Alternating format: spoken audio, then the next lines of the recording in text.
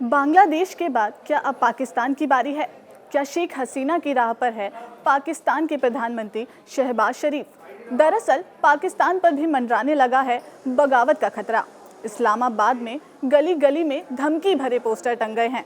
बलूचिस्तान में युवाओं में आक्रोश की आग दहक रही है।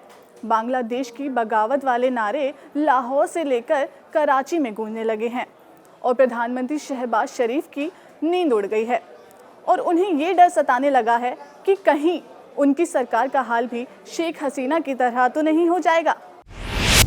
इस्लामाबाद एयरपोर्ट के रनवे पर विमान खड़ा है। प्रधानमंत्री शहबाज शरीफ के आवास की ओर आक्रोशित भीड़ लगातार बढ़ रही है। हेडक्वार्टर रावलपिंडी में बैठे आर्मी चीफ असीम मुनीर ने सरेंडर कर दिया है। बलूचिस्तान की बौखलाई आवाम देश को जला डालने पर आमादा है।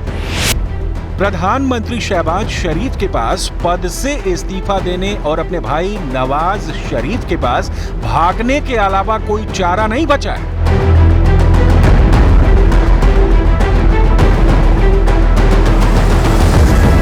ठीक ऐसी ही तस्वीर है इस वक्त पाकिस्तान की। बांग्लादेश के बगावत वाले नारे लाहौर, कराची से लेकर अब खैबर पख्तूनख्वा में गूंज रहे हैं। प्रधानमंत्री शहबाज शरीफ की मिली जुली सरकार खौफ में है। पाकिस्तान में ऑपरेशन लेपर्ड शुरू हो गया है। इस्लामाबाद में गली गली थ्रेट लेटर के पोस्टर टंग गए हैं। 1971 में पाकिस्तान से अलग बना बांग्लादेश 2024 में पाकिस्तान से कटकर बनेगा बलूचिस्तान।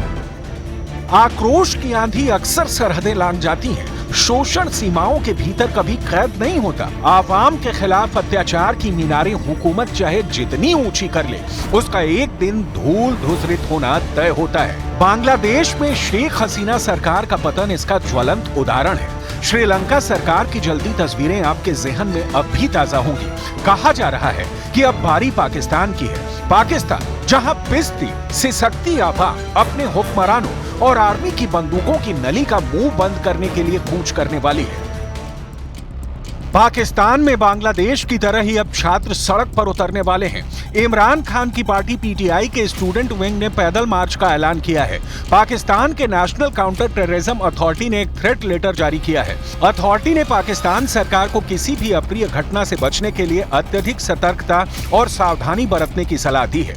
सूत्रों के मुताबिक यह आंदोलन होस्टाइल इंटेलिजेंस एजेंसियों की तरफ से फंडेड और गाइडेड है।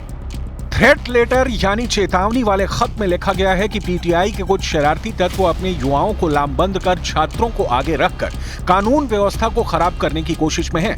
अदियाला जेल में करप्शन के केस में बंद पूर्व प्रधानमंत्री इमरान खान ने 13 और 14 अगस्त को हर पर्च में हिलाल और पर्च में इंसाफ के साथ सड़कों पर उतरने की अपील की है। पाकिस्तान की आजादी की रात भर जागने के लिए इमरान खान ने अपील की है। शहबाज सरकार के लिए ये मुसीबत नई नहीं है, लेकिन इस बार आंदोलन की तीव्रता शहबाज सरकार के लिए खतरे की घंटी है। ऐसा कहने का सॉलिड आधार आपको जरूर देखना चाहिए, क्योंकि आवाम की आवाज को बोतलों में बंद करने की हुकूमत और सेना की कोशिशें अब बेकार साबित हो रही हैं।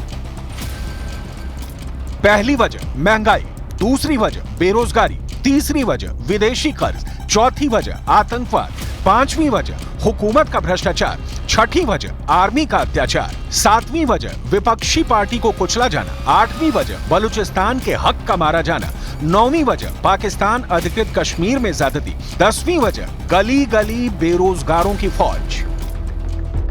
दलदल में धंसता जा रहा है पाकिस्तान। अराजकता का आलम ऐसा है कि मुल्क तिनके सा बहा जा रहा है और भविष्य में इससे उबरने की कोई आस भी नहीं दिख रही है। तख्ता पलट के माहौल के बिल्कुल अनुकूल हो चला है, लेकिन परेशानी यह है कि वर्तमान आर्मी जनरल असीम मुनीर में भी इतनी ताकत नहीं बची कि कौम का कानून तोड़ने वालों को कुचल सके। यही वजह है कि कहा जा रहा है कि बांग्लादेश के बाद अब बारी पाकिस्तान की है। गिलगित बाल्टिस्तान, पीओके, पंजाब, सिंध, खैबर पख्तूनख्वा, बलूचिस्तान, इस्लामाबाद, बांग्लादेश में शेख हसीना की सरकार के पतन के बाद पाकिस्तान ने खुशी जताई थी। हुकूमत ने कहा था कि नई सरकार बनेगी तो उसके साथ हमारे रिश्ते मजबूत होंगे।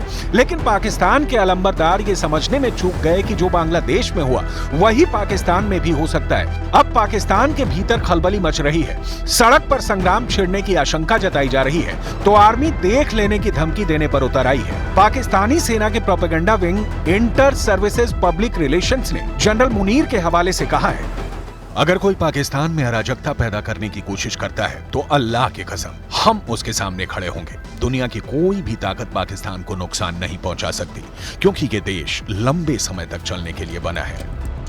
आर्मी चीफ का ये बयान गीदड़ भभकी से ज्यादा कुछ नहीं है। आपको याद होगा कि पीटीआई के कार्यकर्ता कैसे रावलपिंडी आर्मी के हेडक्वार्टर में घुस गए थे और आर्मी देखती रह गई।